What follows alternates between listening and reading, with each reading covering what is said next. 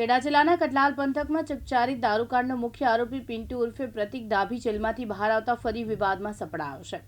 હાલમાં social media પર એક વિડીયો વાયરલ થયો જેમાં બુટલેગર લગ્ન પ્રસંગમાં ભાજપના એક જવાબદાર હોદ્દેદાર સાથે બેફામ રીતે રૂપિયા ઉડાડતો જોવા મળી રહ્યો। આ વિડીયો સામે આવતા કાયદો અને વ્યવસ્થાની સ્થિતિ પર સવાલો ઉઠી રહ્યા છે। ઉલ્લેખનીય છે કે થોડા સમય પહેલા કટલાલના ગાડવેલ ગામે એલસીબીએ દરોડા પાડીને 1 કરોડ રૂપિયાની વધુ કિંમતના વિદેશી દારૂને ઝડપી પાડ્યો। આ દારૂકાંડ એટલો મોટો હતો કે તેના કારણે એક પીઆઈ અને કોન્સ્ટેબલને સસ્પેન્ડ કરવામાં આવ્યા।